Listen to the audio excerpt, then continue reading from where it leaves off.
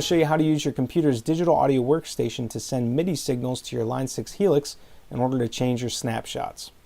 First, we'll be talking about what snapshots are and why you'd want to do this. Next, I'll show you what it looks like with the song I wrote called Blood Dancer. Then finally, I'll actually go into the computer in the Helix and show you how to hook it up. Now, I'm going to be using Persona Studio 1, so it may look a little different depending on what program you're using. So let's start. Snapshots, what are they? Well, snapshots are pretty amazing. And if you want to know a lot more about them, you can watch this video that I made here. But the quick rundown of it is basically snapshots are presets within a preset. If you want to change a whole bunch of amp and effect parameters at the same time, if you want to turn effects on and off, change amp channels, a whole bunch of other stuff, if you want to set it up so that that all happens in one button push, that's what snapshots are. You can store up to 8 snapshots within each preset, and it's a really cool thing that you can do. Now, why would you want to do this? So why would you want your computer to control when snapshots get turned on and off? Well, if you're like me and you like to actually really just pay attention to what you're playing on guitar and not tap dancing, then this is really for you. So whenever I write a song, like I said, I really want to focus on the notes. I tend to try to write stuff that's a little bit more complicated. And if I have to think about even one button push, it kind of throws me off and the performance suffers a little bit. Also, this is really cool if you are recording. So if you're recording, you don't want to switch things around. You want to focus on your performance. So what I'm going to do is I'm going to show you what this looks like. So now you're going to watch a song I wrote called Blood Dancer. So as you're watching, watch the snapshots change, but I'm not going to touch it. It's actually all coming from the computer. So hope you enjoy, and then after that's over, we'll dive in and set everything up.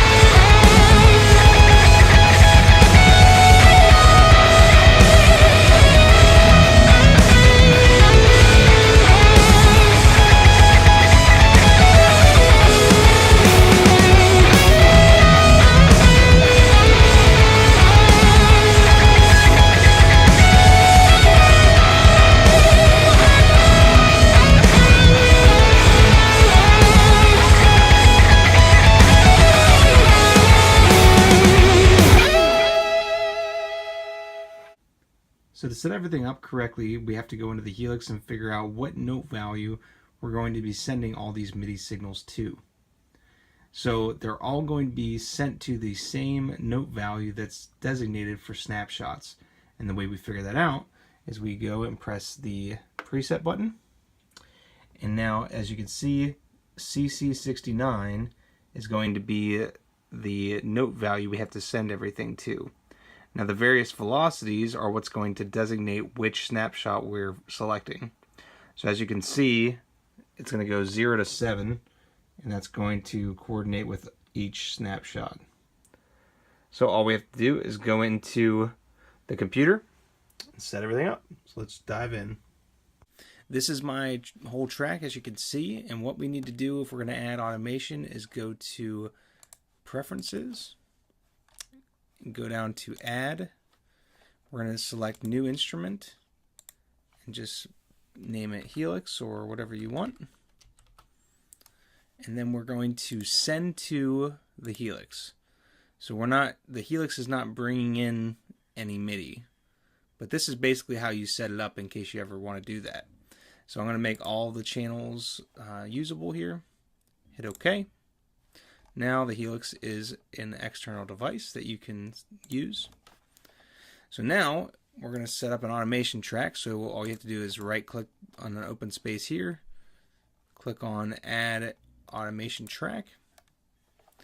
Now I'm going to rename this Snapshots.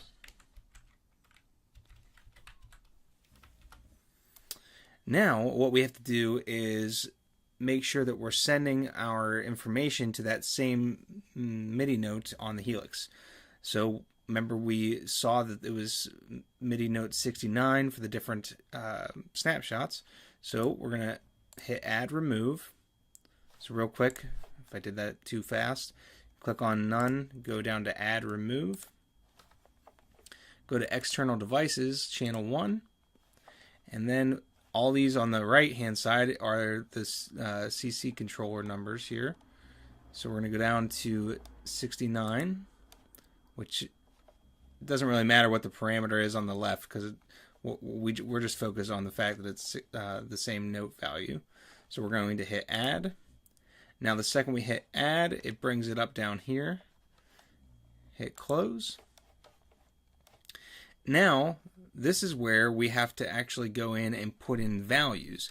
So even though this is all going to be the right note value because it's sending it to note value 69 on the Helix, the different values in between there, or on note value 69, it's hard to explain, but on there we're going to then send new values to make sure that we're selecting the correct snapshot. So we're going to listen real quick and figure out where we want to change from the rhythm to the lead. So we'll start.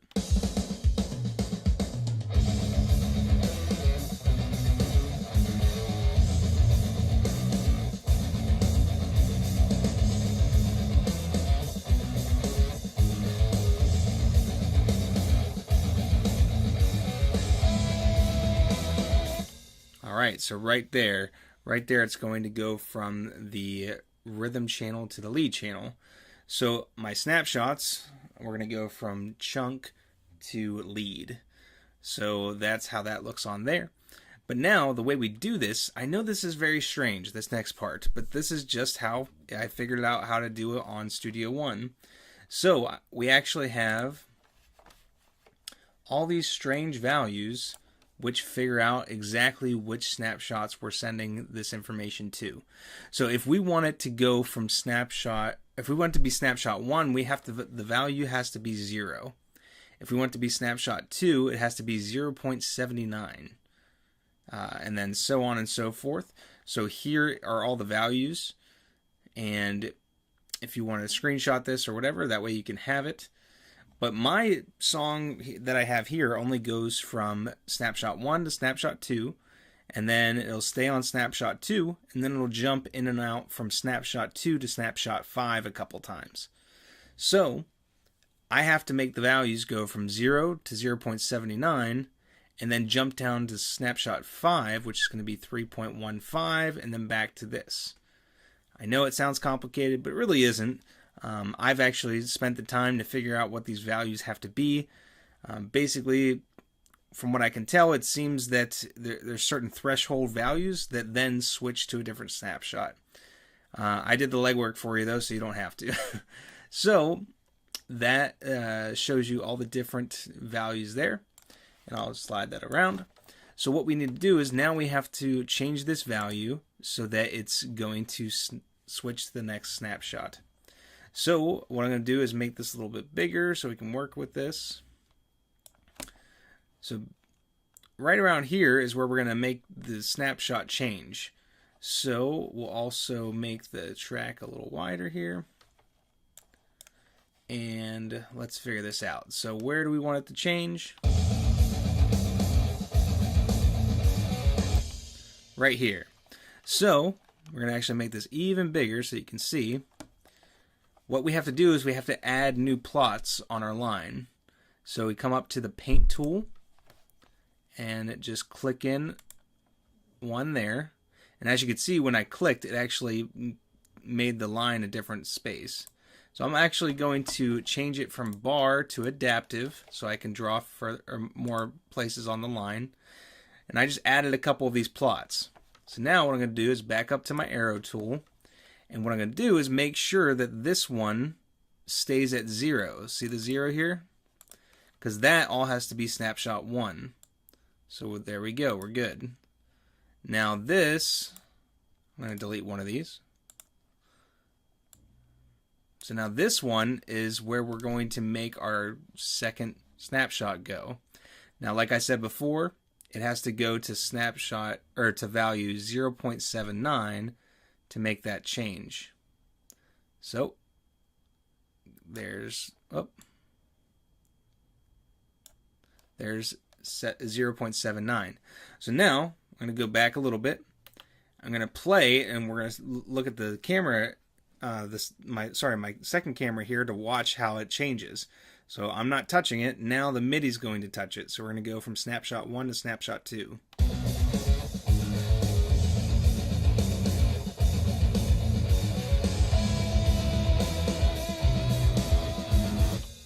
And there you go. That's pretty much how simple it is. Now, whenever we go to the next part of the song, whenever we're going to go into some harmony, then let's make this smaller again so we can see. So that's going to be around here. Let's see.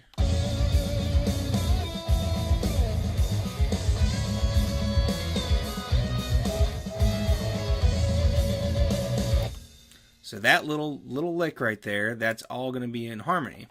So the way we do that, make this bigger again. So now we have to add a couple more plots and move things around. So let's do that real quick. Come up to our paint tool. Add a new one there. Come up to the arrow. So now, as you can see, I can make this whatever I want. Now I have to make this according to my chart here, my values. I have to make this snapshot 5, which equals 3.15. So I'm going to make that 3.15, and it has to be right around where at. Let's see. Right there. So right there has to be 3.15. There we go. And then that's the harmony. Right there needs to switch from the harmony. So let's get our tool, drawing tool back. Now this has to go back to 0.79. And so now we can watch both. So now watch it go from snapshot 2 to snapshot 5 back to snapshot 2.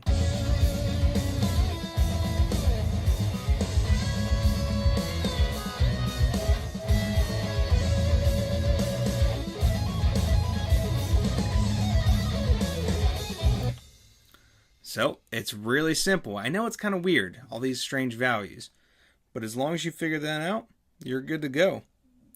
And then you can focus on, like I said earlier, you can focus on your playing and not switching snapshots. So hopefully that was helpful for you guys. And if you have any other questions, let me know. And thanks for watching.